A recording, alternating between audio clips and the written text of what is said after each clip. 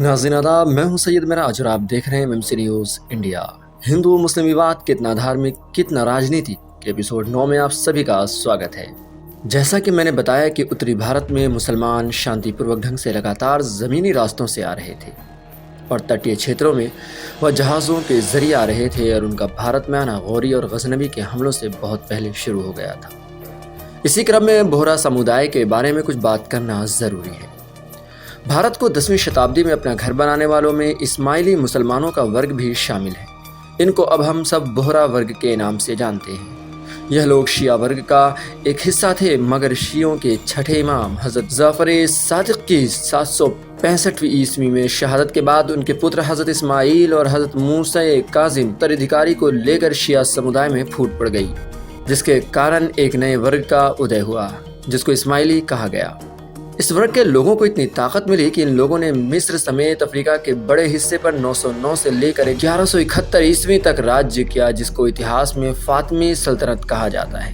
इस्माइली वर्ग के लोगों का भारत में काफी आना जाना रहा। यह लोग अरब से व्यापार करने के लिए गुजरात की बंदरगाहों पर उतरा करते थे। इन लोगों ने 10वीं शताब्दी में भारत में रहना भी शुरू कर दिया और गुजरात के शहर सूरत को अपना केंद्र बनाया। ऐतिहासिक साक्ष्यों से मालूम पड़ता है कि बोहरा वर्ग के 26वें धर्मगुरु दाऊद बिन अजब शाह का निधन 997 ईस्वी में हुआ, तो भारत में रहने वाले उनके उत्तराधिकारी बुरहानुद्दीन कुतुब शाह बोहरा समुदाय के 27वें धर्मगुरु बन गए।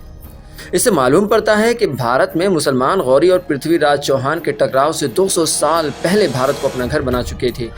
जब 1171 में फातमी सल्तनत खत्म हुई तो उसके बाद तो मिस्र और अफ्रीकी देशों में से भी बोहरा वर्ग को पलायन करना पड़ा और इस्माइली वर्ग को भारत में बोहरा यानी व्यापारी का नाम मिला, जो बाद में बोहरा हो गया। बोहरा वर्ग की विशेषता यह है कि यह लोग अपने धर्म में किसी को शामिल होने नहीं देते। कोई भी व्यक्ति अपना धर्म परिवर्तित करके बोहरा वर्ग में शामिल नहीं हो सकता। यह बात अपने आप में इस बात की दलील है कि बहुत से मुसलमान भारत में आए तो, मगर उन्होंने धर्म परिवर्तन करने के लिए किसी को बाध्य नहीं किया।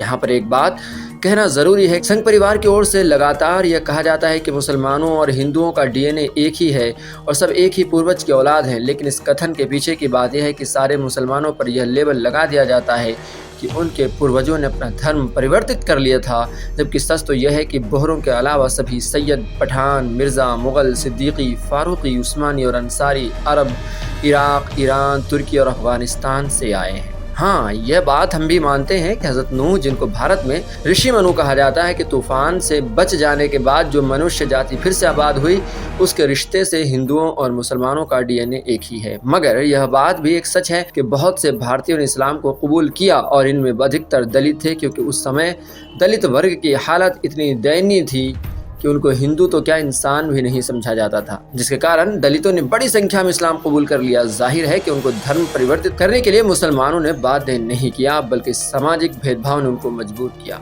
खुशी की बात है कि दलितों के महत्व को प्रजातंत्र आने के बाद राजनीतिक दलों और उच्च वर्ग के नेताओं ने समझा और भारत के संविधान में भी बाबा साहेब भीमराव अंबेडकर की कोशिशों से उनके प्रति जो भेदभाव था वो बड़ी हद तक कम हुआ। उनको नागरिक अधिकार मिले और समाज में भी उनके बहुत से लोग सर उठाकर चलने लगे। खैर, इन बातों को छोड़कर हम अपने मुद्दे की तरफ आते हैं और आपके सामने वह बात रखते हैं जिनसे देश में कटुता न फैले बल्कि आपस में मोहब्बत बढ़े। अगले भाग में इसी विषय पर हम कुछ अहम साक्ष्य पेश करेंगे और बताएंगे कि मुसलमानों को इस देश से क्यों इतना प्रेम रहा है कि वह अपने धरती छोड़कर इस खूबसूरत देश को अपना घर बनाने लगे। इस सीरीज के तहत हर पोस्ट होने वाले इस किसी भी आर्टिकल को कहीं पर भी प्रकाशित करने के लिए किसी प्रकार की इजाजत नहीं चाहिए।